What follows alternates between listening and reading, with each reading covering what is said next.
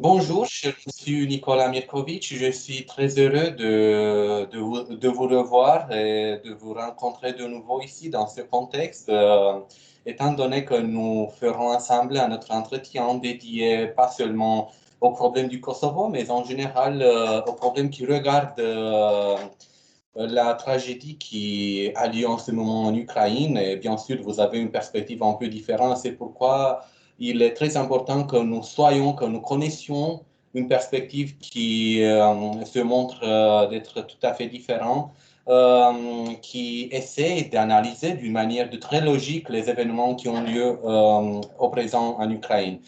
Mais s'il vous plaît de me dire premièrement de votre livre, parce que je sais très bien que dans les jours à venir sortira un livre très important dédié à la guerre de l'Ukraine. Quel est le sujet, quel est l'enjeu de ce livre et quoi exactement devrions-nous savoir avant de commencer à parcourir, à étudier et à lire avec beaucoup d'attention vos lignes par vous écrites? Tout d'abord, merci beaucoup pour l'invitation. C'est toujours un grand plaisir pour moi de discuter avec vous. En effet, je vais sortir un livre qui va sortir d'ici une dizaine de jours, qui s'appelle Le chaos ukrainien, sous-titré Comment sommes-nous arrivés là? Comment on en sort? J'ai écrit ce livre, c'était d'abord une demande de mon ancien éditeur, parce que je me rends compte qu'il y a quand même beaucoup de littérature sur l'Ukraine et comme beaucoup de guerres contemporaines, en tout cas je vais parler de celles qui ont commencé peut-être dans les années 90 jusqu'à aujourd'hui, il y a une trame qui est mise en place. C'est une trame que j'ai décrite déjà dans de mes analyses des guerres d'ancienne Yougoslavie et du Kosovo, dans mon livre Le martyr du Kosovo. C'est une trame que j'ai décrite aussi dans mon livre sur l'Amérique Empire.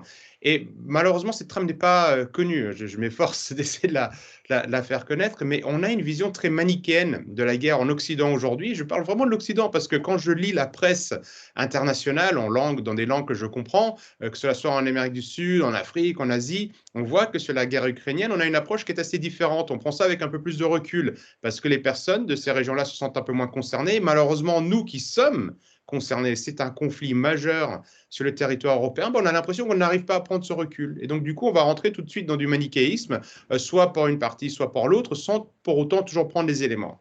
Donc, du coup, j'ai sorti ce livre avec deux objectifs. D'abord, expliquer la situation actuelle. Comment est-ce qu'on en est arrivé là? Souvent, on pense que ces guerres sortent de nulle part, qu'un jour, quelqu'un se réveille en se disant je m'ennuie, j'ai un budget, j'ai une armée, je vais attaquer un autre pays. C'est rarement comme cela que ça arrive. Donc, qu'est-ce qui s'est passé? Comment est-ce qu'on est arrivé à cette situation de tension en Ukraine? Je pars du Moyen Âge jusqu'à aujourd'hui, j'explique l'histoire de l'Ukraine, qui est une histoire qui est méconnue, qui est une histoire qui est très complexe. Beaucoup de personnes ne savent pas qu'il n'y a jamais eu de pays qui s'appelait l'Ukraine avant le XXe siècle, ce qui ne veut pas dire l'Ukraine n'a pas le droit d'exister, mais il faut comprendre pourquoi est-ce qu'il y a ces tensions, pourquoi est-ce qu'entre l'ouest de l'Ukraine, l'est de l'Ukraine, depuis la création de cet État, il y a des tensions, sur quoi est-ce qu'elles sont fondées.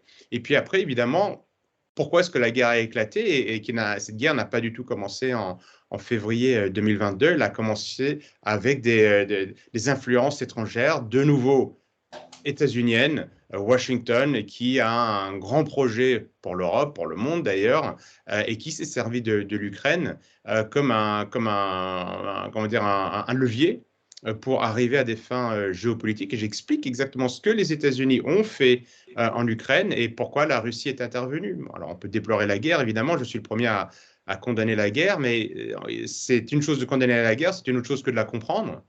Et à la fin du livre, je propose des pistes. Comment est-ce qu'on fait pour s'en sortir? Comment est-ce qu'on fait pour éviter ces guerres? On voit que dans le monde actuel, chiites et sunnites, qui étaient traditionnellement en guerre dans le monde musulman, sont capables de se mettre autour de la table et de trouver des solutions.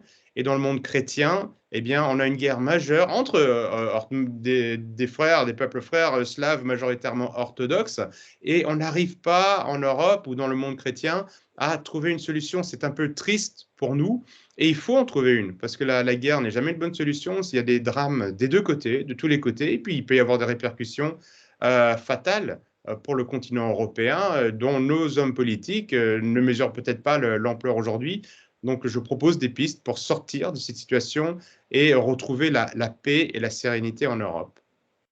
Je comprends très bien l'enjeu qui caractérise votre livre et bien sûr la manière dont vous voulez expliquer la situation actuelle parce que vous ne voulez condamner néanmoins la Russie pour son attitude, pour son présence en Ukraine. Bien sûr, premièrement, nous devons, la guerre doit en général être condamnée parce que c'est une situation qui ne devrait plus exister tenant compte de nos jours et en général de la manière dont est propagée la paix et la tolérance entre les peuples, entre les nations, entre les gens, etc. Mais je demande à un certain point où est-ce que se trouve la vraie tolérance, étant donné que il y a quelques petites parties de ce monde qui soutiennent de certaines causes, de certains buts, si je peux dire ainsi.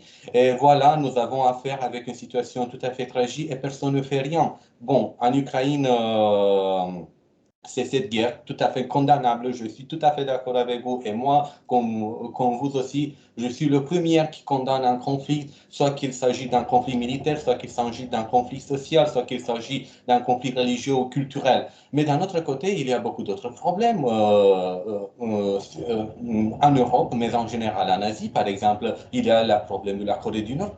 Pourquoi personne ne peut intervenir, pourquoi personne ne peut rien faire? Voilà, c'est quelque chose de très condamnable à mon avis, à mes yeux. Personne ne peut rien faire, mais c'est une autre part de la discussion. Donc, je comprends très bien les raisons pour lesquelles vous avez choisi écrire un tel livre, mais s'il fallait faire une parallèle entre ce qui se passe à l'heure actuelle en Ukraine et ce qui s'est passé, bien sûr, dans l'histoire au Kosovo, quelle serait la comparaison qu'on pourrait faire? Par exemple, vous pouvez témoigner directement de la guerre et de la drame du Kosovo et vous pouvez en parler sans problème. Et c'est pourquoi je propose à faire une petite parallèle entre les événements d'aujourd'hui et les événements du passé qui ont lieu au Kosovo.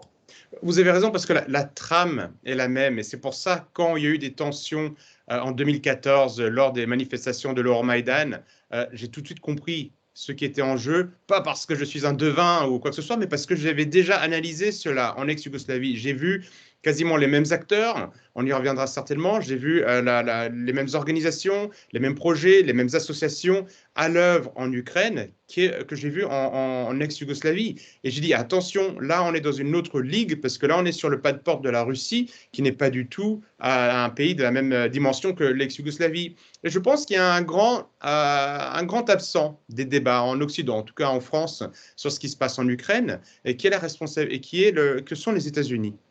Les États-Unis ont un projet pour l'Europe. Ça, c'est sûr et certain. Zbigniew Brzezinski, dans Le Grand Échiquier, considère l'Europe de l'Ouest comme un protectorat américain. Nous savons que les États-Unis ont été très présents dans la construction européenne. Alors, ça ne veut pas dire que c'est un projet 100% américain. Beaucoup d'Européens, à juste titre, après les affres, les horreurs des Premières et des Deuxièmes Guerres mondiales, rêvaient d'une construction européenne pour mettre fin à ces tensions. On est quand même des peuples issus d'une même civilisation helléno-chrétienne. On a beaucoup en commun.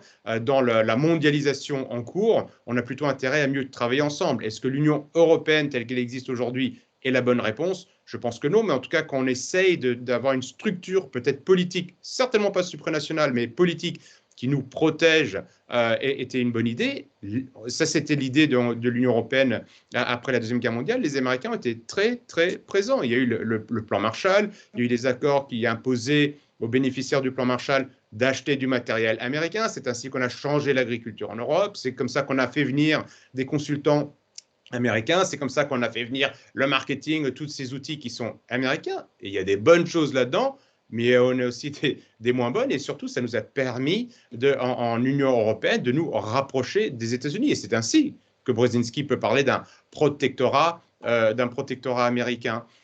Quand il y a eu la fin du communisme, hein, qui était une bonne chose en Europe de l'Est, les États-Unis et l'Union européenne, à l'époque, c'était pas encore l'Union européenne, mais c'était le début, n'avaient qu'à se baisser pour ramasser beaucoup de pays qui voulaient quitter, on va dire, la sphère d'influence soviétique. La Yougoslavie n'a pas voulu de ça. Là, la Yougoslavie a dit, il y a le mur de l'Est est tombé, des pays veulent rejoindre l'OTAN, des pays veulent, ce le choix de ces pays-là. Nous souhaitons rester un pays non aligné.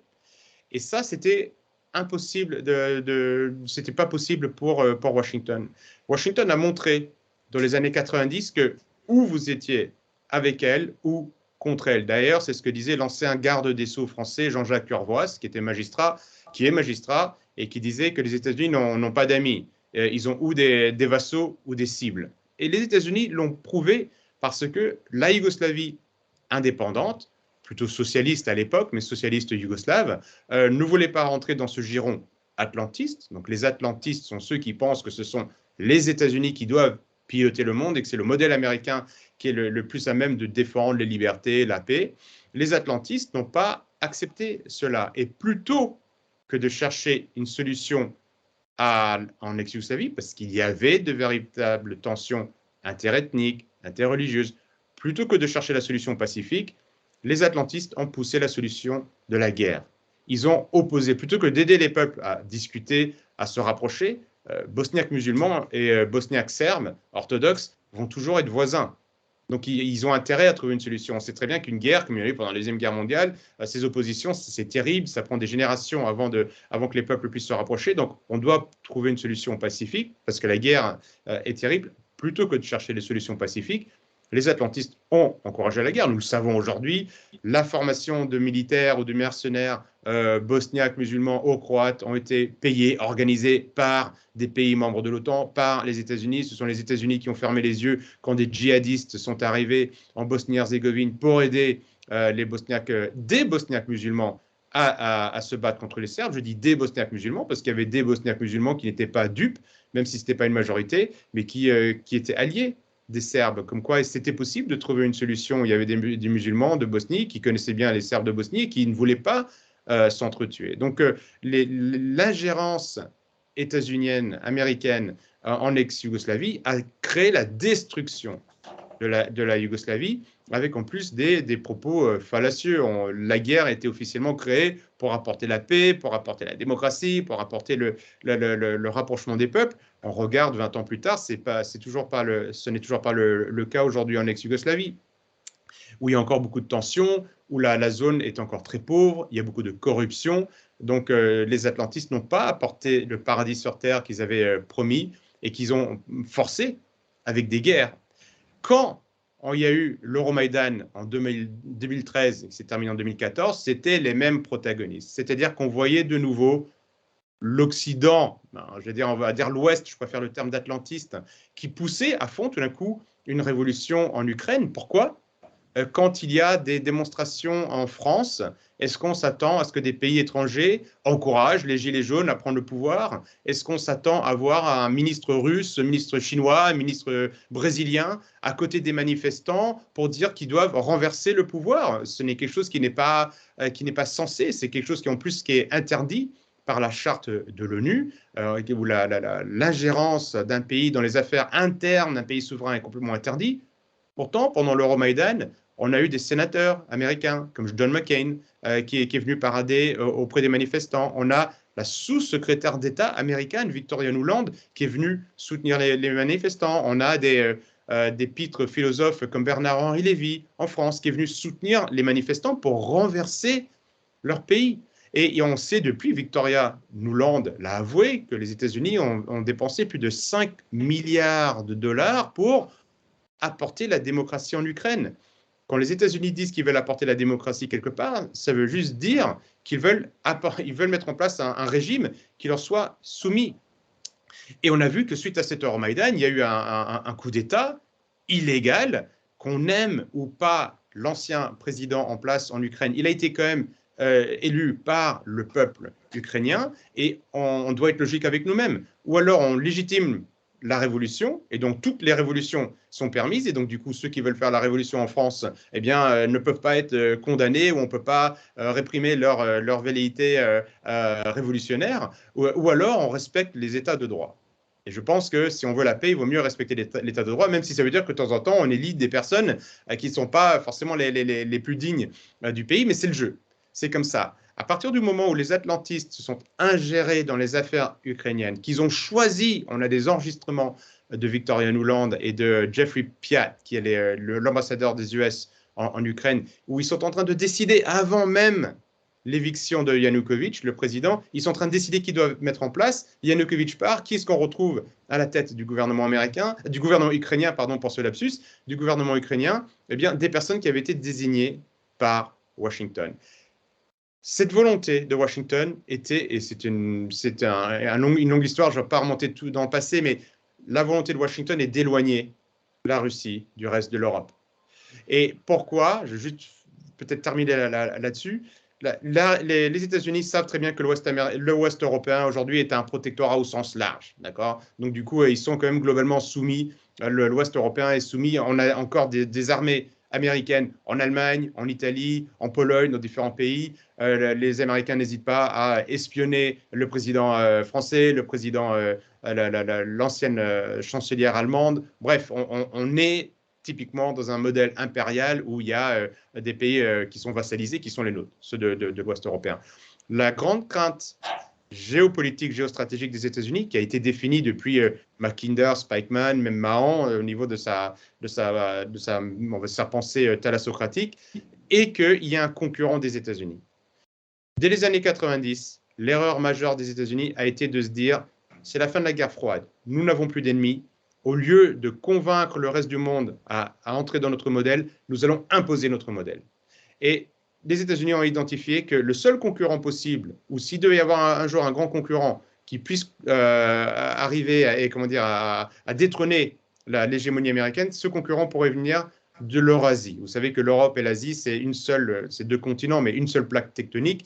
Il y a des proximités parce que l'Eurasie, c'est globalement, avec l'Afrique, c'est 70% de la population mondiale, 60% des ressources naturelles mondiales. Si nous faisons la paix entre nous, si nous avons des grands pôles de puissance, eh bien, nous n'aurions plus besoin des États-Unis qui, selon Mackinder ou Spikeman, n'est qu'une île. Les États-Unis sont très loin du cœur même du monde qui se trouve en Eurasie. Et les Américains, malheureusement, l'aile néoconservatrice américaine, a peur que la Russie joue un rôle important en Europe de l'Ouest et que cela puisse réduire l'influence, l'importance des États-Unis, aussi bien politique qu'économique. Sachant que derrière la Russie, il y a évidemment le plus grand concurrent des États-Unis qui est la Chine. Au lieu de négocier avec les Russes, les Américains ont choisi la confrontation en faisant ce coup d'État en Ukraine, dont la conséquence a été une guerre civile qui a fait rage dans l'Est de l'Europe, qui a duré pendant de 2014 jusqu'à 2022, jusqu'à l'intervention militaire russe. Une autre analyse géopolitique très intéressante que vous faites, et malheureusement, nous n'entendons trop souvent à la télévision, tandis qu'on parle de ce sujet, parce qu'en général, on parle seulement en fonction de la préférence de quelqu'un ou en fonction des individualités, pas en fonction des besoins de la connaissance, parce que nous avons besoin d'approfondir la réalité, de connaître la réalité, de pénétrer dans le tréfonds de la réalité. Et c'est une autre drame, c'est une autre tragédie que nous vivons en présent, parce qu'en général, la conscience collective est encore manipulée et nous avons affaire avec seulement des mensonges, et à un certain moment, nous commençons à nous poser des questions. Mais qu'est-ce qui se passe à l'heure actuelle? Pourquoi l'histoire, est-ce qu'elle se répète encore, et voilà, quelles seraient les mesures qu'on devrait prendre pour résoudre enfin ce problème? Parce que c'est clair, à mon avis. Comme disait le grand penseur français Julien Banda, qui a beaucoup écrit sur le libéralisme, vous le savez très bien parce que vous êtes français aussi, parce que vous êtes français, vous habitez en France, donc vous êtes très lié à la pensée française et à la philosophie française et en général à la tradition, à la vraie tradition française de percevoir la réalité. Il disait la chose suivante, quand on a affaire avec une guerre, la guerre est toujours présente pendant la paix aussi, parce que la paix, c'est une continuation de la guerre. Pendant la paix, on fait tout le possible pour qu'on encourage la guerre, le développement de la guerre. Et c'est clair, la guerre avec laquelle nous avons affaire de nos jours, c'est pas seulement une conséquence du jour au lendemain, c'est une conséquence d'un plan qui a été établi depuis longtemps, peut-être il y a beaucoup d'années quand nous ne rien savions. D'un autre côté, parce que vous êtes d'origine serbe aussi, vous connaissez très bien la société, la population ex-yougoslave, vous le savez très bien. Moi aussi, je porte un grand intérêt à l'ex-Yougoslavie et moi aussi, je viens de rendre une visite, surtout au Kosovo, à Pristina, et j'étais tout à fait impressionné par l'atmosphère que j'ai ressentie là-bas. Parce qu'il s'agit de quelque chose qui peut être ressenti seulement au niveau humain. Et quand on a affaire avec une énergie de la guerre, une énergie de la souffrance, je me demande pourquoi personne ne crie plus de livres à l'heure actuelle à l'égard de la drame vécu par la population du Kosovo? Pourquoi est-elle une tragédie oubliée et pourquoi ce conflit a-t-il été un conflit oublié, pour ne pas dire caché de nos jours? Mais tenant compte de votre identité et de tout ce que vous avez étudié, de la manière dont vous vous êtes rapporté à la drame des Serbes, surtout quand il s'agit de la destruction de l'ex-Yougoslavie, comment pourriez-vous caractériser la politique manifestée par la Serbie par rapport à la Russie, à l'Ukraine aussi? Parce que j'ai l'audace de dire la Serbie, c'est le seul pilier à l'heure actuelle qui défend les plus forts intérêts de la paix, de la résistance et bien sûr du fait de garder l'identité. Au moins, c'est mon opinion. Peut-être il y a beaucoup d'autres personnes qui voudraient me contredire, mais c'est ce que je pense à l'heure actuelle. La Serbie joue un rôle particulier. La Serbie demeure un pays petit, même si c'est un des plus grands des Balkans occidentaux, on va dire. La Serbie subit une pression incroyable, notamment depuis l'invasion russe. La Serbie, le peuple serbe, à travers le temps, a toujours été un pont entre l'Ouest et l'Est de l'Europe. Les Serbes aiment à dire qu'ils ont deux peuples, deux grands frères, que sont la Russie, parce que du coup, évidemment, peuple orthodoxe, slave, quand les Russes étaient occupés par les Mongols, les Serbes sont arrivés, Pantaléon, j'ai oublié son prénom, bref, un moine serbe qui est assez... Lagofet, pardon, Lagofet, le Serbe, qui est arrivé, qui a aidé les Russes qui étaient occupés par les Mongols à l'époque sur la réécriture de leur texte. Il y a eu de l'aide de nombreux Serbes qui sont allés soutenir les Russes, comme les Russes sont venus aider les Serbes à de multiples reprises, notamment au XIXe siècle, lors des velléités d'indépendance des Serbes qui étaient en rébellion contre les Ottomans, le drapeau serbe et le drapeau russe inversé. Bref, il y a beaucoup de proximité. La maman d'Ivan IV, Ivan le Terrible, était d'origine serbe, Elena Glinskaya. Bref, il y a une proximité. Mais les Serbes ont également un autre grand frère, qui est la France. Les Français sont vus par les Serbes, malgré l'histoire récente, comme des grands frères, parce que les Français ont aidé les Serbes à se battre pendant la Première Guerre mondiale. C'est le général Franchet d'Espéré qui se bat avec les Serbes sur le front à Thessalonique, qui libère Belgrade. Les Français ont été très présents dans la construction, dans l'écriture de la première constitution du royaume des Serbes, des Croates et des Slovènes. Et les Français sont traditionnellement vus comme un peuple, on va dire, un peuple frère. On enseignait en Serbie le français comme langue dans la plupart des lycées. Ma grand-mère, qui n'a jamais vécu en France, parlait le français parfaitement. C'est de vous dire le niveau d'enseignement qu'il y avait à cette époque-là. Donc, du coup, les Serbes aiment bien se voir comme un pays non aligné. C'est un peu la philosophie d'ailleurs de la Yougoslavie, de se dire il y a des grands pôles de puissance, mais les Serbes, il y a beaucoup de Serbes immigrés plutôt dans les pays, on va dire, de l'Ouest. Donc, du coup, il faut profiter en Europe de ces liens privilégiés que certains pays ont entre l'Est et l'Ouest pour faire des ponts.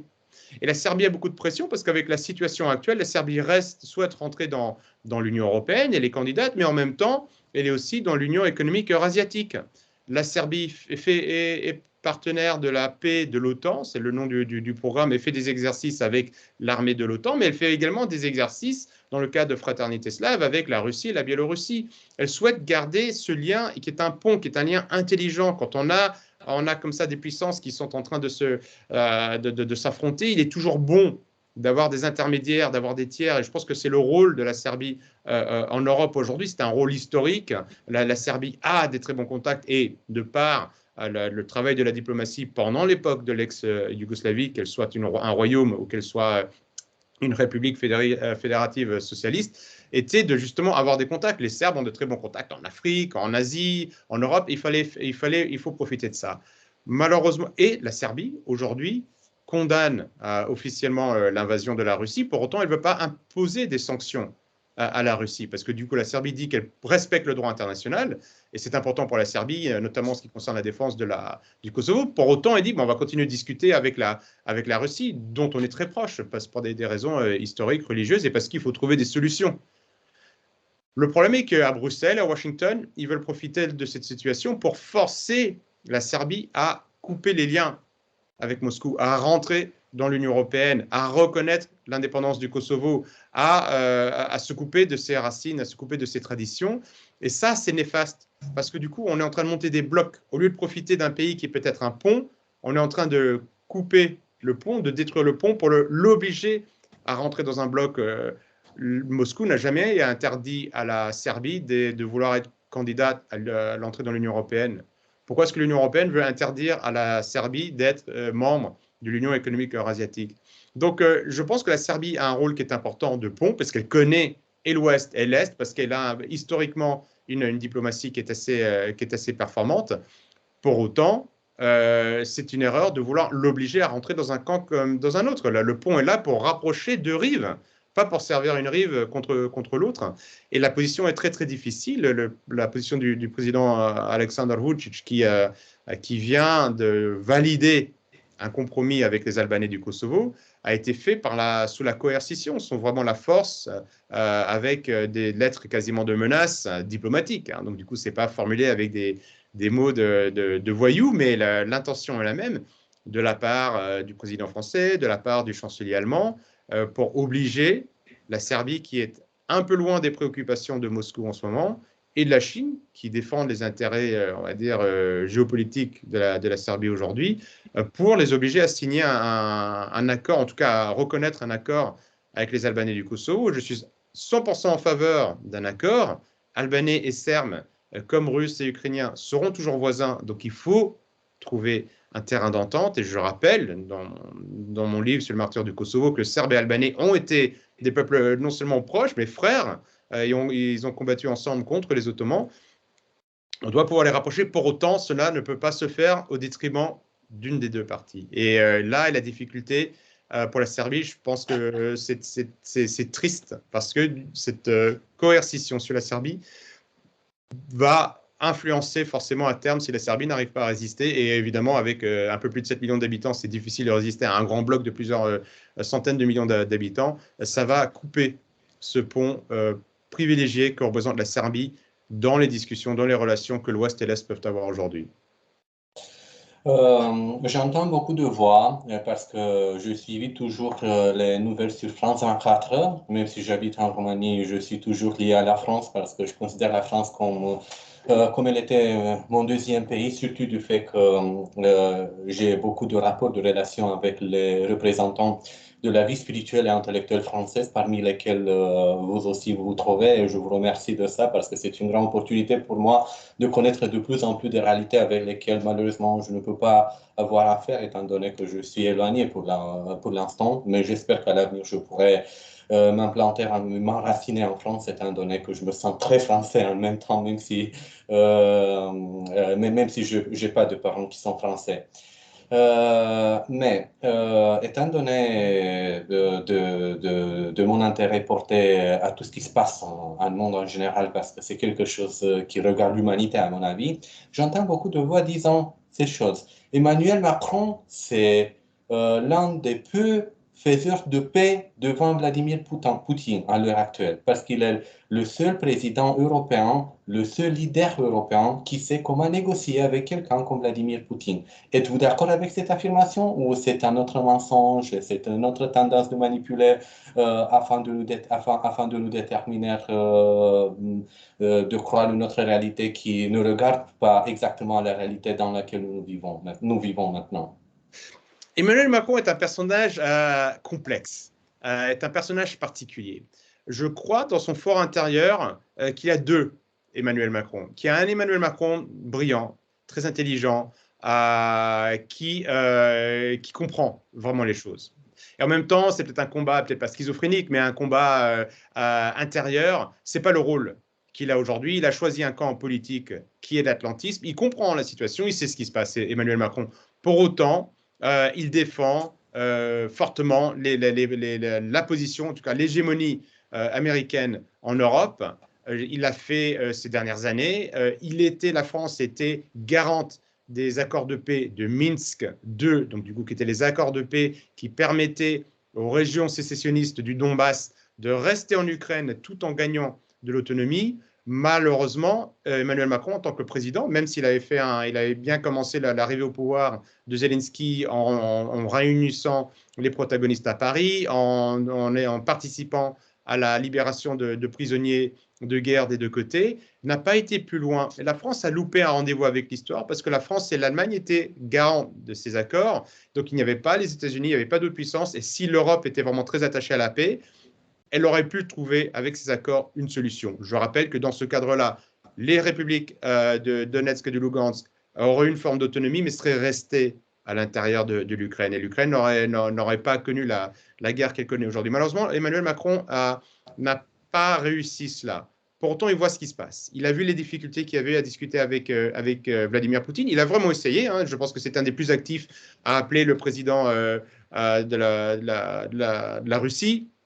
Il a essayé, il a dit dans ses différents discours qu'il était en faveur de la paix, mais vous savez, si vous dites quelque chose et que vos actes ne suivent pas, il y a un problème, un manque de crédibilité. Alors je pense que tout en espérant quelque part qu'il trouverait la paix avec le président russe, il n'a pas réussi et il a suivi les États-Unis. J'en veux pour preuve que depuis que les États-Unis ont dit qu'il fallait envoyer des armes, qu'il fallait vaincre la Russie, eh bien Emmanuel Macron a emboîté ce discours. Il a laissé de côté le discours pacifique, le discours plus neutre, le discours dont la volonté était de rapprocher les protagonistes pour trouver une solution. Il s'est engouffré là-dedans. Je pense qu'un an après, Emmanuel Macron voit que la situation est en sa défaveur. En effet, il y a quelques mois, le président de la République française a participé à une réunion à Paris de responsables de très grandes entreprises européennes qui sont tentés par la nouvelle politique de Joe Biden aux États-Unis qui s'appelle l'Inflation Reduction Act, IRA, dont l'objectif est de subventionner, d'aider les entreprises qui vont venir investir aux États-Unis sur des énergies renouvelables et qui paieront beaucoup moins d'impôts et qui auront l'accès à des hydrocarbures beaucoup moins chers puisqu'ils paieront leur gaz et le pétrole nécessaire au fonctionnement de l'industrie beaucoup moins cher aux États-Unis qu'en Europe. Et Emmanuel Macron a dit lors de cette réunion, ne cédez pas aux sirènes des États-Unis. Vous devez rester en Europe. Faites vos investissements en Europe. On a le ministre de l'économie française qui avait pourtant voué de détruire, de faire s'écrouler l'économie russe, qui a tenu le même discours. Nous avons Breton au sein de l'Union européenne qui s'inquiète aussi. Et je pense qu'un an plus tard, eh bien, des responsables politiques européens se rendent compte que la politique, la stratégie américaine du conflit en Ukraine ne fonctionne pas, que la stratégie des sanctions contre la Russie et d'isolement de la Russie ne fonctionne pas et ils commencent à paniquer. Je ne sais pas quelle était leur stratégie au départ. En effet, quand vous avez Bruno Le Maire qui dit nous allons nous faire s'effondrer l'économie russe et que le rouble passe à être une des monnaies les plus fortes, qu'on voit que les Russes arrivent avec le reste du monde à continuer des économies, voire même à faire des excédents commerciaux là où l'Allemagne et la France font des déficits commerciaux, un an plus tard, ils s'inquiètent. Ma pensée sur Emmanuel Macron est qu'aujourd'hui, il voit cette situation. Il a suivi les Américains parce qu'il est atlantiste. Et je pense qu'un an plus tard, il se rend compte que les Américains vont tirer leur épingle du jeu parce qu'ils sont en train de préparer la relance de leur économie, que l'Europe s'engouffre, la situation économique est très mauvaise en Union européenne aujourd'hui, la guerre continue, on ne voit pas d'issue à court terme, mais on voit qu'elle peut s'étendre. Et je pense que Macron, peut-être, était en train de se demander s'il n'y a pas un plan B. Et comme lui, on sait ce on prétend que lui, il brigue quand même là. Maintenant qu'il n'y a plus Angela Merkel, il veut être vu un peu comme le chef de l'Union européenne. On a vu notamment lors de sa visite avec le président chinois Xi Jinping ces derniers jours à Pékin, qu'il a tenu un discours qui était assez, peut-être pas surprenant de la part d'Emmanuel Macron, mais qui dénotait avec ce qu'il disait. Il disait qu'il a dit dans le vol retour qu'il fallait faire attention à ne pas trop s'aligner sur les États-Unis. Est-ce qu'il a dit ça pour plaire aux Chinois qui l'ont accueilli avec beaucoup de faste, avec beaucoup d'honneur? Je pense que les Chinois ont très bien perçu qu'il y avait un maillon faible dans l'Union européenne parmi les dirigeants les plus atlantistes et que c'était clairement Emmanuel Macron. Je pense qu'Emmanuel Macron a quand même au fond de lui, quoi qu'il en dise, un petit fond de résistant gaulliste français. C'est un petit fond, hein, il y a peut-être quelque chose qui n'est pas énorme. Et je pense que les Chinois ont vu ça. Et c'est pour ça, notamment pendant cette visite qui était assez hallucinante, Emmanuel Macron a été traité avec beaucoup d'égards, alors que Ursula von der Leyen n'a pas été invitée à toutes les réunions. Elle a dû prendre, sur son vol retour, elle a été traitée comme un passager normal, sans égard diplomatique. Je pense que c'est pas pour rien. Et le fait que Emmanuel Macron ait dit ça est quelque chose d'intéressant. Maintenant, Emmanuel Macron, nous savons aussi qui c'est le spécialiste pour dire au public ce qu'il a envie d'entendre. Alors, est-ce qu'il a dit ça parce que du coup, il y a une espèce de lune de miel qui a été créée avec les Chinois et qu'il est persuadé qu'il faut décorréler la politique étrangère et l'économie européenne des États-Unis pour faire enfin de l'Europe une Europe puissance? Ou est-ce qu'il a dit ça parce qu'il est encore sous le charme de Pékin, sous le charme du faste avec lequel il a été reçu, et qu'il a dit ça pour plaire aux Chinois? Ça, je ne sais pas. Mais en tout cas, c'est certain que parmi les atlantistes aujourd'hui en Europe, Emmanuel Macron est peut-être une des cibles des tenants d'un monde multipolaire pour essayer de le faire retourner kazakh. Je vois ça en train de se tramer. Est-ce que ça fonctionnera ou pas? Là, je pense qu'il est trop tôt pour le dire. Emmanuel Macron a malheureusement déçu dans le passé sur beaucoup de sujets où il avait dit qu'il avait compris, et malheureusement, mais il a été son allégeance à l'atlantisme a été trop forte, quoi. On va voir. C'est un sujet intéressant en tout cas, et vous avez bien fait de le soulever. Dès que la guerre en Ukraine a éclaté, beaucoup de personnes se demandaient est-ce que la paix pourra-t-elle être trouvée? Et bien sûr, il y a beaucoup de solutions qui ont été proposées par les analystes et en général par ceux qui sont spécialistes en ce qui concerne la géopolitique en général. Vous êtes un bon écrivain, vous êtes un bon penseur politique, vous êtes un connaisseur de la réalité politique et géopolitique aussi. Vous avez rédigé beaucoup d'articles, vous avez donné beaucoup d'entretiens, moi aussi particulièrement, soit en écrit qu'en parlant. Voilà, aujourd'hui aussi, nous avons l'opportunité de nous rencontrer, de débattre à l'égard de ce qui se passe à l'heure actuelle en Ukraine. Croyez-vous que pour bien trouver la paix, serait-il nécessaire que la Chine aussi soit-elle invitée à la table des négociations pour faire taire les armes en Ukraine? Il faut la paix, c'est indispensable. Je le dis, moi, mon mot d'ordre, c'est civis pacem para pacem. On doit, c'est terrible. Vous savez, j'ai une association qui s'appelle West Est. Je mène des missions humanitaires en Ukraine depuis 2014. J'ai déjà été sur la ligne de front, j'ai été dans les tranchées avant même qu'on parle de cette guerre depuis 2022. Et le drame, il est vécu des deux côtés, qu'on soit pro-Kiev, pro-américain, pro-russe. C'est terrible, quels que soient les peuples sur place, les personnes que j'ai visitées.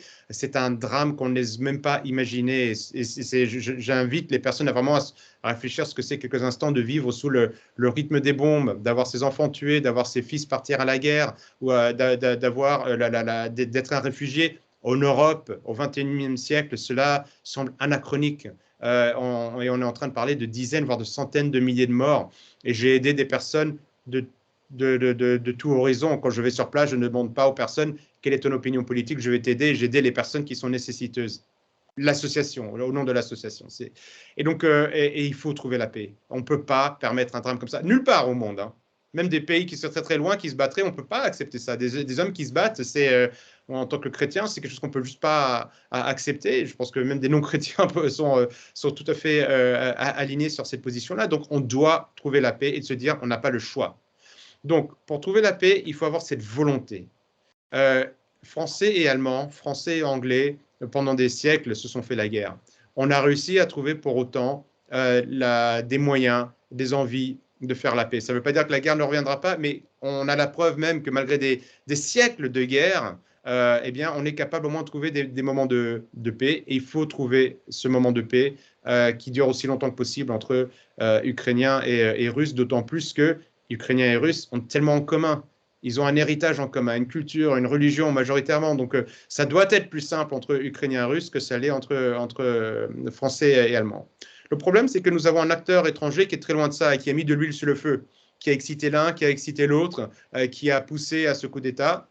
Et je pense que la première chose, c'est ce que je dis dans mon livre qui sort sur le chaos ukrainien, on doit demander aux États-Unis de laisser l'Europe tranquille. Je veux dire, les États-Unis sont un pays très puissant, ils auront toujours un rôle, je veux dire, important dans le monde, mais les guerres qu'ils ont engendrées en ex-Yougoslavie, en Ukraine, sont néfastes pour les Européens, sont dramatiques. Cette guerre en Ukraine peut déraper. On a la Transnistrie qui est à côté, la Moldavie. Est-ce que ça peut déraper sur d'autres pays? Ça peut aller très très loin avec une puissance nucléaire.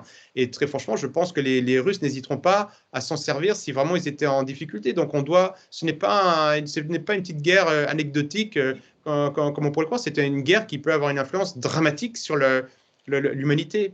Donc on doit avoir cette volonté de construire la paix. Et je pense que la première cause de cette guerre a été l'ingérence américaine. Donc on doit, en tant que pays européen, dire aux États-Unis que nous ne voulons plus de leur ingérence. Les associations, que ce soit les associations officielles des États-Unis, comme USAID, comme différentes organisations qui travaillent pour l'État américain, ou la National Endowment for Democracy, ou des associations satellites comme la fondation Open Society de George Soros, qui avec des millions de dollars influencent les différents pays européens en apportant le pire de ce qui existe aux États-Unis. Il y a plein de choses qui sont très belles aux États-Unis. Malheureusement, ces associations nous apportent le wokisme, le cancel culture, la déstructuration de la société, la réécriture de l'histoire, l'atomisation, l'anomie de la société. On doit dire aux États-Unis que nous ne voulons plus de ces associations qui pénètrent les élites de nos sociétés, dont le but est de déconstruire nos sociétés. Pourquoi? Parce que si vous avez une Europe de construite, vous avez un protectorat qui sera beaucoup plus docile aux États-Unis que si nous avons une Europe fière de ses racines, avec nos spécificités culturelles, religieuses, économiques, politiques, ce qui ne veut pas forcément dire qu'on est en opposition avec le reste du monde, c'est juste c'est ce qui fait que nous sommes Européens. Donc du coup, on doit le défendre et on ne peut pas permettre à un pays étranger à venir s'immiscer dans les affaires et à changer notre société. Que cela soit les États-Unis, que cela soit la Chine, le Brésil, le Venezuela, l'Angola, peu importe, aucun pays étranger, et même entre pays européens, on doit cesser cette émission. Il y aura toujours un petit peu où est la limite entre le soft power et l'ingérence. Il y aura un petit peu. Mais tel que c'est fait par les États-Unis aujourd'hui, de manière aussi ouverte, avec autant de fonds, avec des conséquences qui sont des guerres civiles, avec des centaines de milliers de morts, on doit dire aux États-Unis d'arrêter. Ensuite, on doit mettre tout le monde autour de la table des négociations. Je pense que l'extension de l'OTAN vers la Russie a été une très, très grave erreur. D'ailleurs, George Kennan, qui a développé la stratégie du containment des Américains, donc c'est l'homme qui a dit à Truman, nous allons empêcher les Soviétiques de s'étendre vers le reste du monde. Il a mis en place cette politique, donc ce n'est pas du tout un ami on va dire de l'impérialisme russe ou soviétique à l'époque. Quand l'OTAN a commencé à s'étendre, il a dit que c'était une erreur stratégique. Nous avons aussi Richard Perry, qui était le secrétaire d'État à la Défense de Bill Clinton, qui a dit également que c'était une très grave erreur, parce que forcément, cette organisation militaire de l'OTAN, on peut se demander quelle est sa justification aujourd'hui. Et le fait qu'elle aille sur la frontière russe et que les Russes disent depuis des années ne vous approchez pas parce que vous êtes une organisation hostile et on se demande quel est votre but, pourquoi est-ce que vous vous rapprochez de nous, pourquoi est-ce que vous faites des exercices militaires sur notre frontière. Depuis des années, les Russes disent arrêtez ça. N'oublions pas que des pays membres de l'OTAN en 1990 ont promis, à l'époque c'était l'URSS, mais à Moscou, que l'OTAN ne s'étendrait pas un pouce vers l'Est en contrepartie de la réunification de l'Allemagne et de l'intégration de l'Allemagne de l'OTAN. Il y avait une promesse qui a été faite. L'erreur des Russes a été de ne pas avoir transformé cette promesse en traité international. Et petit à petit, je pense que les Russes, par faiblesse, par le fait qu'ils soient naïfs, par naïveté, ont laissé faire. Et on est arrivé à cette situation qui est devenue dramatique, où tout d'un coup, la seule solution que les Russes ont vue était d'intervenir militairement parce que la diplomatie n'a pas fonctionné dans le passé, parce que peut-être que la Russie n'avait pas la puissance qu'elle a aujourd'hui pour le faire. et les Américains ont cru qu'ils allaient pouvoir continuer à avancer vers l'Est, cette politique d'hégémonie. Vous savez, on dit aux États-Unis que quand votre seul outil est un marteau, vous avez tendance à voir tous vos problèmes comme des clous. Eh bien, c'est ce que les Américains ont fait, sauf que là, du coup, ils sont tombés sur un pays qui se rebelle, la Russie, et qui ne veut pas de cette hégémonie, et qui voit, comme le disait Clausewitz, comme seule solution la guerre pour poursuivre la politique. Donc, du coup, on doit demander aux États-Unis d'arrêter. Ils sont les fauteurs de troubles, ils sont à l'origine de cette guerre, et on doit négocier entre Européens un compromis entre Ukrainiens et Russes qui garantisse la défense des libertés, de l'identité, de la paix, de tous les habitants de l'Ukraine, qui devra peut-être avoir des frontières qui soient recoupées. Je ne sais pas quelle est la solution. Il faut demander aussi aux personnes sur place qui sont concernées. Est-ce qu'elles ont envie de vivre avec Moscou? Est-ce qu'elles ont envie de vivre avec Kiev? Quelle est la vision? Vous savez, c'est le grand drame de l'Ukraine qui a été, depuis on va dire, sa conception idéologique, c'était qu'est-ce que c'est que l'Ukraine? N'oublions pas qu'il y a l'Ukraine aujourd'hui des territoires qui ont été rajoutés par Staline, que Khrouchtchev a donné la Crimée à l'Ukraine en 1953-50 pour l'amitié russo-ukrainienne. Et on n'a jamais demandé aux habitants de Crimée ce qu'ils voulaient. Je ne suis pas là pour te parler au nom de ces personnes-là, mais je pense que si on repense l'Ukraine, eh bien, il faut impliquer les personnes sur place et leur demander ce qu'elles préfèrent, avec une volonté tout à fait de défendre la paix. Je rêve, moi, et je milite pour que très rapidement, enfin, ça ne va pas se faire tout de suite, mais on réouvre les frontières entre la Russie et l'Ukraine et que qu'on ne soit pas persécuté parce qu'on va dans telle église plutôt que telle église, ils ont tout en commun. En revanche, tant que les États-Unis sont à Kiev et que les États-Unis ont besoin d'une guerre pour éloigner la Russie, pour éloigner le gaz, pour éloigner les hydrocarbures, pour éloigner les ressources naturelles dont dispose la Russie, on aura ce problème et il faut construire Vous savez, l'Ukraine, c'est un pays qui est récent, qui est dans l'indépendance, a été proclamé pour la première fois en 1991. Donc, du coup, au début des années 90. Donc, c'est normal. Il y a des problèmes, peut-être pas d'adolescence, mais de croissance. Bah, il faut aider les Ukrainiens à définir ce qu'ils sont. C'est un discours qui traverse les milieux intellectuels ukrainiens. C'est qu'est-ce qu'un Ukrainien? Je pense aussi que le fait que les Américains aient misé sur le nationalisme primaire de certains intellectuels de l'Ouest ukrainien très anti-russe, très proches de mouvements néo-nazis, en tout cas pendant la Deuxième Guerre mondiale, directement collaborateurs, est une erreur. Vous ne pouvez pas avoir l'unité d'un pays si vous ne prenez pas en compte ces différentes composantes. Et à partir du moment où nous, occidentaux, avons soutenu la frange la plus radicale des Ukrainiens qui disait qu'un Ukrainien, c'est ça ne peut pas être un Roumain, ça ne peut pas être un Hongrois, ça ne peut pas être un Russe, ils doivent parler que l'Ukrainien. Nos héros sont Stepan Bandera qui a collaboré avec le Troisième Reich. Ça n'est pas possible. Il faut se mettre à la place des Ukrainiens qui ne se retrouvent pas dans ce discours. Donc on doit aider les Ukrainiens à s'éloigner des idéologies extrémistes, à apprendre à vivre ensemble. Et si ce n'est pas possible de vivre ensemble, de laisser les personnes décider leur avenir. À la fin de notre entretien, je dirais la même chose parce que, comme vous aussi, moi aussi, je suis très passionné par la spiritualité, par la théologie orthodoxe et je pourrais traduire ce qui se passe maintenant dans le langage suivant, du point de vue spirituel. C'est ce qui se passe en Ukraine, comme c'est ce qui s'est passé dans l'histoire au Kosovo. C'est en fait un drame sacré vécu par ces gens.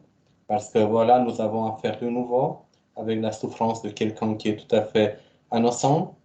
Et l'innocence est de nouveau persécutée, tenant compte de l'ignorance du système, de l'ignorance du pouvoir. Parce que le pouvoir, soit qu'il est européen, soit qu'il est américain, ou vénézuélien, ou brésilien, etc., le pouvoir a toujours un seul intérêt, de manipuler, de conquérir et de contrôler les mentalités, soit individuelles, soit individuelles que collectives. Nous ne pouvons rien faire en tant que simple personne, mais nous avons la responsabilité de juger avec beaucoup d'attention, de faire attention à tous les détails, d'être responsable de la manière dont nous nous comportons les uns par rapport aux autres et de trouver une bonne solution d'assurer la paix là où nous nous trouvons, là où nous vivons, avec nos voisins, avec nos amis, avec nos collaborateurs, dans le moyen professionnel, dans le moyen familial où que ce soit. C'est notre obligation, c'est notre responsabilité, surtout maintenant, parce que nous nous trouvons encore, nous les chrétiens orthodoxes, les catholiques et les protestants, on fait déjà les Pâques maintenant. Et nous, tenant compte que nous, les orthodoxes, nous nous trouvons encore dans la période de la carême et nous nous préparons pour la résurrection du Seigneur, nous devrions prier Dieu en continuant et nous devrions toujours penser aux souffrances de ceux qui endurent beaucoup de tragédies en ce moment. Et c'est pourquoi j'ai toujours choisi accorder toute l'attention possible à toutes les tragédies que j'ai pu connaître jusqu'à ce moment. Soit qu'il s'agissait du drame qui a eu lieu au Kosovo, soit qu'il s'agissait du drame qui a maintenant lieu en Ukraine ou du drame du Rwanda, etc. Mais nous devons toujours être très responsables, surtout nous qui nous avons la prétention d'être penseurs, d'être, je ne sais pas comment dire, des individualités réfléchissantes, mais tenant compte de notre recherche, de notre pouvoir qui peut être trouvé dans la beauté de la lettre, dans la beauté de l'écriture, nous devons toujours mieux réfléchir sur tous ces problèmes dont nous avons parlé aujourd'hui. Donc, ma traduction du point de vue spirituel de tout ce qui se passe maintenant, c'est un drame sacré vécu par ceux qui sont innocents et qui ne veulent rien que vivre en paix les uns avec les autres. Ce sont de très sages et saintes paroles, et je pense qu'il ne faut pas aussi, faut pas non plus négliger la force de la prière, une prière pour la paix, notamment pendant ce période de carême, et de se dire que voilà, il faut demander, si on veut la paix, il faut la demander, Dieu peut la donner. Donc du coup, je pense que c'est important de ne pas oublier cette puissance-là qui est importante. L'homme qui abandonne Dieu ne peut pas non plus après être surpris par la société dans laquelle il vit, quoi. Donc il faut garder cela à l'esprit aussi et pas oublier cette force pour la paix, comme vous le disiez, entre tous les hommes. Je vous remercie encore une fois. Comme toujours, il m'a fait un grand plaisir de dialoguer avec vous, de parler cette fois-ci d'un sujet qui regarde la géopolitique. J'ai de nouveau appris beaucoup de nouvelles choses de votre part, de vous-même. Je vous remercie de votre disponibilité. Je vous invite à d'autres entretiens ici pour cette petite chaîne YouTube. Je vous remercie pour votre temps et je vous en souhaite beaucoup de chance à partir de maintenant dans toutes les recherches que vous voudrez entreprendre. Merci beaucoup, c'est toujours un très grand plaisir de discuter avec vous. Vos questions sont d'un super niveau, c'est très intéressant et je vous remercie de penser à moi et j'attends avec beaucoup d'impatience de futurs entretiens avec vous. Merci, merci encore. Bon carême en continuant. Merci vous aussi. Merci, au revoir. Au revoir.